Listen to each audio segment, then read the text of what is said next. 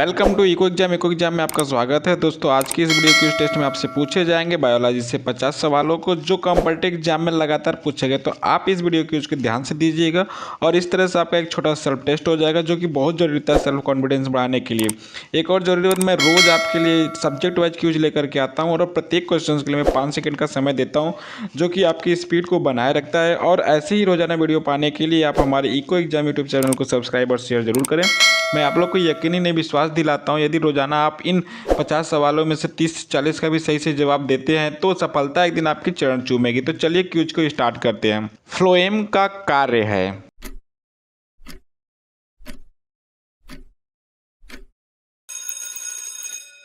Phloem का कार्य भोजन का संवहन करना होता है। तो यहाँ पर ऑप्शन नंबर बी भोजन का संवहन करना सही हो जाएगा। नाइट्रोजन स्थिरीकारक जीवाणुओं सहित जड़ ग्रंथिकाएं उपस्थित होती हैं।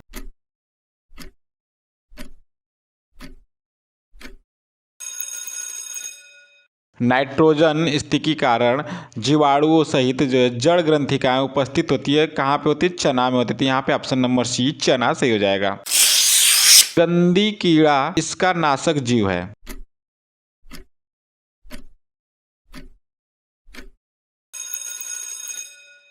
गंदी कीड़ा जो है धान का नाशक जीव है। यहाँ पे ऑप्शन नंबर डी धान सही हो जाएगा। अवांछित पौधे कहे जाते हैं।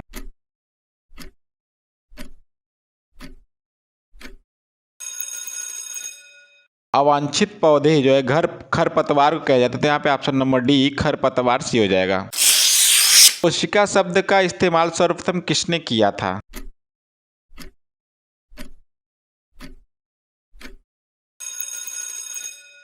कोशिका शब्द का इस्तेमाल सर्वप्रथम रॉबर्ट हुक द्वारा किया गया था। तो यहाँ पे option number D Robert Hooke सही हो जाएगा।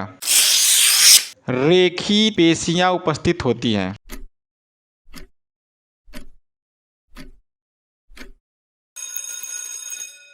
रेखित पेशियां जो है हाथों में, गर्दनों में और पैरों में सभी में होती है। तो यहाँ पे ऑप्शन नंबर डी इन सभी में सही हो जाएगा। नाइट्रोजन स्थिरीकारक जीवाणुओं सहित जड़ ग्रंथिकाएं उपस्थित होती हैं किसमें?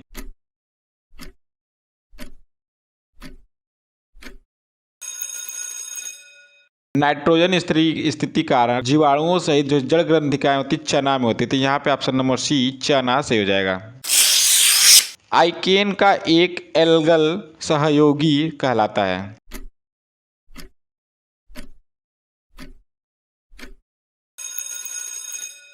आइकेन का एक एल्गल सहयोगी जो है फाइटोबायट को कहते हैं। तो यहाँ पे ऑप्शन नंबर बी फाइटोबायट से हो जाएगा। मृत कोशिकाओं द्वारा निर्मित होती हैं।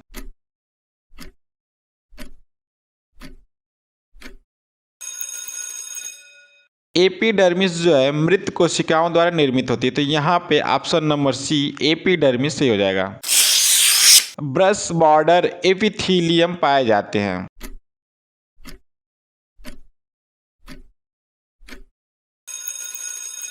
ब्रश बॉर्डर एपिथीलियम जो है छोटी आंत में पाया जाती है। तो यहाँ पे ऑप्शन नंबर सी छोटी आंत सही हो जाएगा।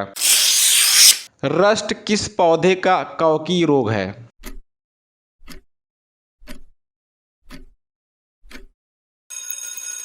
रस्ट जो है गेहूं का कवकी रोग है। तो यहाँ पे ऑप्शन नंबर डी गेहूं से हो जाएगा।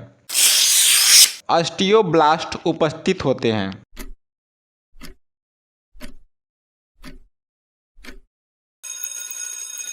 ऑस्टियोब्लास्ट जो है लैमिना में उपस्थित होते हैं। तो यहाँ पे ऑप्शन नंबर ए लैमिना से हो जाएगा।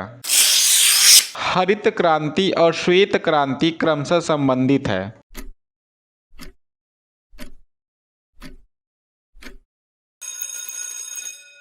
हरित क्रांति और श्वेत क्रांति जो है खाद्यान्न एवं दूध उत्पादन से संबंधित है। तो यहाँ पे ऑप्शन नंबर डी खाद्यान्न एवं दूध उत्पादन से हो जाएगा।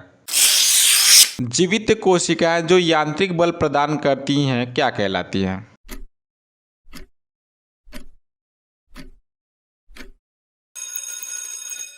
तो जीवित कोशिकाएं जो यांत्रिक बल प्रदान करती हुई काइमा कहलाती है। तो यहाँ पे ऑप्शन नंबर एक कॉलेना काइमा से हो जाएगा।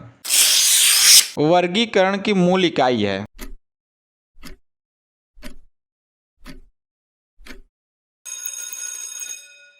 वर्गीकरण की मूल इकाई स्पीसीज है, तो यहाँ पे ऑप्शन नंबर ए स्पीसीज सही हो जाएगा।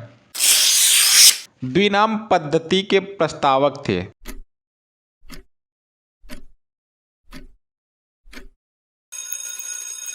द्विनाम पद्धति के प्रस्तावक जो है कैरोलस लाइनिस थे, तो यहाँ पे ऑप्शन नंबर ए कैरोलस लाइनिस सही हो जाएगा। कोशिका सिद्धांत का प्रतिपादन किया गया था।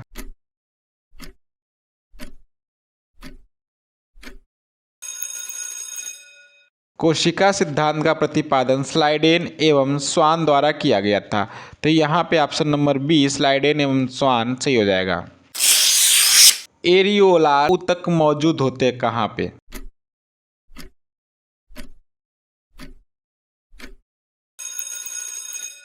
एरियोलार ऊतक संयोजी ऊतकों के बीच में मौजूद होते हैं, तो यहाँ पर ऑप्शन नंबर सी संयोजी ऊतकों के बीच में सही हो जाएगा। एक लंबी अस्थि के सिरे दूसरे अस्थि के सिरे से जुड़े होते हैं, किस तरह से?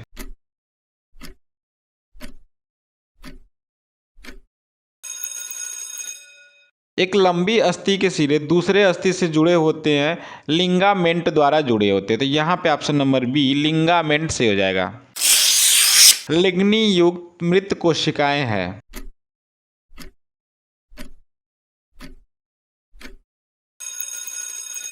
लिग्नी युक्त मृत कोशिकाएं जो है स्कैरेलेन काइमा है, तो यहाँ पे ऑप्शन नंबर ए स्कैरेलेन काइमा से हो जाएगा।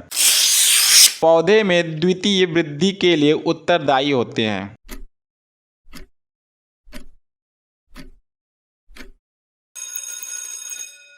पौधे में द्वितीय वृद्धि के लिए उत्तरदायी लैटरल मेरिस्टेम होते हैं, तो यहाँ पे option number C lateral meristem से हो जाएगा। लिंगामेंट द्वारा आपस में जुड़े होते हैं।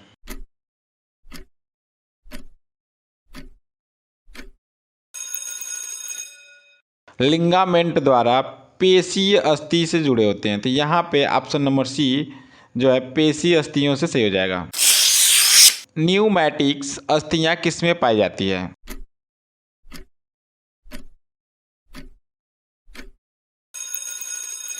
न्यूमैटिक अस्थियां जो है मोर में पाई जाती है, तो यहाँ पे ऑप्शन नंबर सी मोर सही हो जाएगा। एग्रीकल्चर निम्न में से है।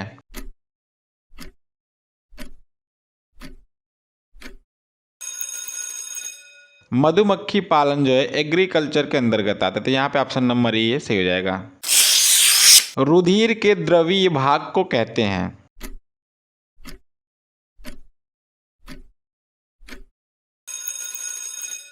रुधिर के द्रवीय भाग को जो है प्लाज्मा कहते हैं, यहाँ पे ऑप्शन नंबर ए प्लाज्मा सही हो जाएगा। शैवाल किससे संबंधित है?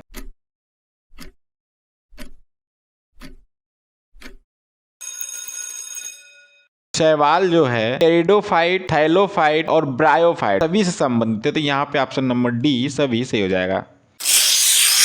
स्मूथ पेशियां उपस्थित होती है कहाँ पे?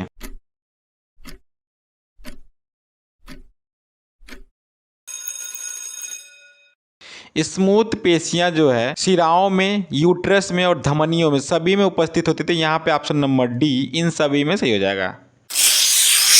सभी जंतुएं हैं, क्या है सभी जंतुएं?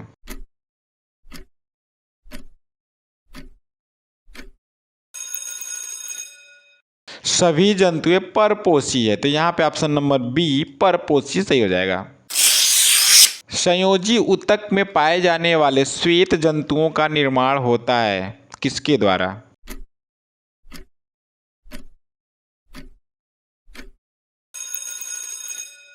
संयोजी ऊतक में पाए जाने वाले श्वेत तंतुओं का निर्माण जो है कैलेजेन तंतुओं द्वारा होता है, तो यहाँ पे ऑप्शन नंबर डी कैलेजेन तंतुओं द्वारा से हो जाएगा। शैवाल कोशिका में संचित भोजन है।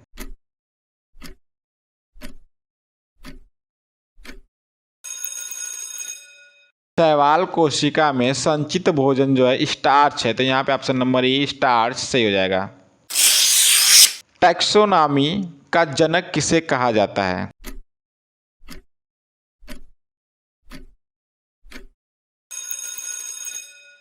टैक्सोनॉमी का जनक मेंडल को कहा जाता है, तो यहाँ पे ऑप्शन नंबर डी मेंडल से हो जाएगा।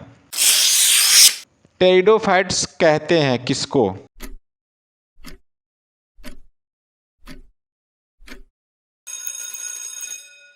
टेरिडोफाइट्स जो है फर्न को कहते थे। यहाँ पे ऑप्शन नंबर डी फर्न सही हो जाएगा। भोजन के सभी तत्वों को संतुलित मात्रा में प्रतिदिन लेने को कहते हैं, क्या कहते हैं?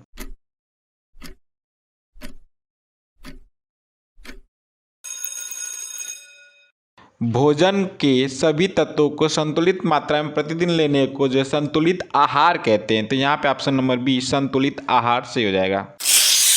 मानव के शरीर में पाई जाने वाली सबसे बड़ी कोशिका कौन सी है?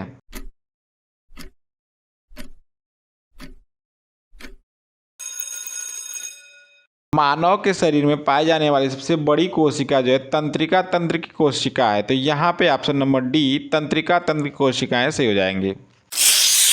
बंदर को निम्नलिखित में से किस संघ में रखा गया है?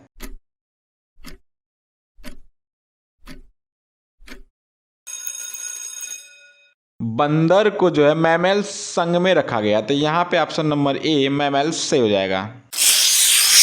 जीव विज्ञान की किस शाखा जिनमें प्राणियों की पहचान और नाम पद्धति और वर्गीकरण का अध्ययन किया जाता है क्या कहलाती है?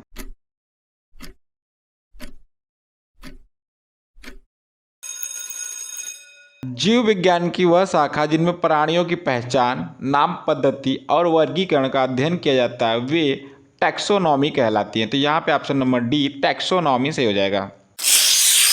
मवेशी प्रजनन की सबसे उपयुक्त विधि क्या है?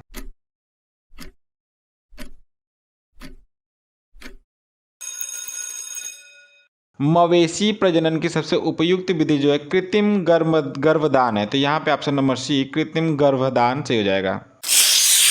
टेंडन के द्वारा आपस में जुड़ते हैं, क्या जुड़ते हैं?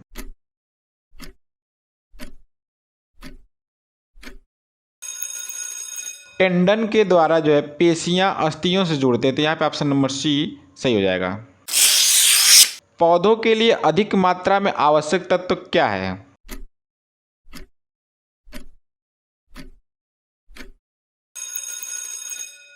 पौधों के लिए अधिक मात्रा में आवश्यक तत्व जो है नाइट्रोजन है। तो यहाँ पे ऑप्शन नंबर ए नाइट्रोजन से हो जाएगा। खरीफ फसल किसे कहते हैं?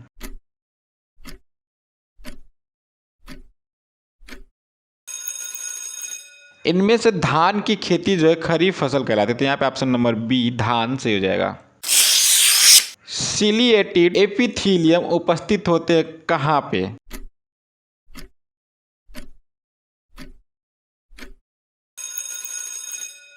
सिलिएटेड एपिथीलियम क्रिया में उपस्थित होते हैं। तो यहाँ पे ट्रैक्रिया ऑप्शन नंबर ए से हो जाएगा। सब्जियों को उगाना तथा उसके रख रखाव का अध्ययन क्या कहलाता है?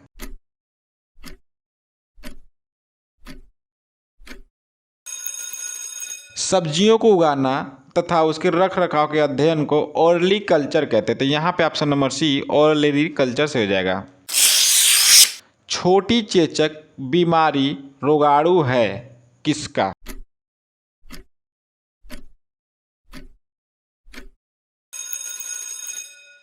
छोटी चेचक बीमारी जो है विषाणु का रोगाणु है। तो यहाँ पे ऑप्शन नंबर सी विषाणु से हो जाएगा।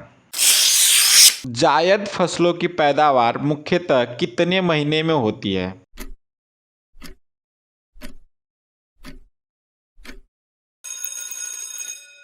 जायद फसलों की पैदावार मुख्यतः मार्च और जून के बीच में पैदावार होती है। तो यहाँ पे ऑप्शन नंबर सी मार्च और जून के बीच से हो जाएगा। मोम की प्राप्ति निम्न में से किससे होती है?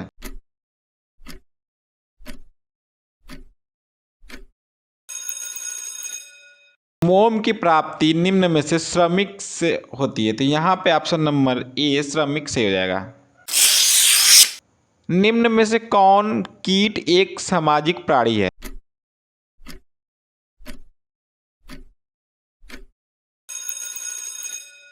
मधुमक्खी कीट एक सामाजिक प्राणी है। तो यहाँ पे ऑप्शन नंबर डी मधुमक्खी सही हो जाएगा। स्वाइन फ्लू शरीर के किस तंत्र प्रणाली को प्रभावित करता है?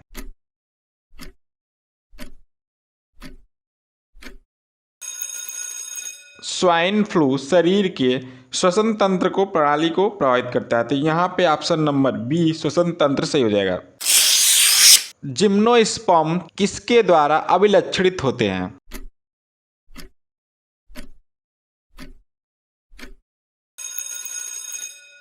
जिम्नोस्पर्म जो है नग्न बीज द्वारा अभिलक्षणित होते हैं। तो यहाँ पे ऑप्शन नंबर सी नग्न बीज से हो जाएगा। सब्जियों को उगाना तथा उसके रख रखाव के अध्ययन को क्या कहते हैं?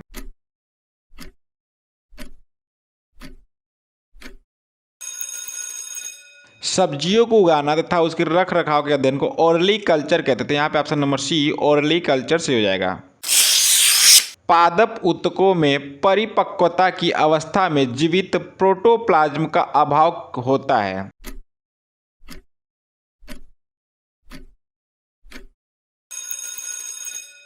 पादप ऊतकों में परिपक्वता की अवस्था में जीवित प्रोटोप्लाज्म का अभाव जो होता है वो स्कैरेलिन काइमा के द्वारा होता है। तो यहाँ पे ऑप्शन नंबर बी स्कैरेलिन काइमा से हो जाएगा।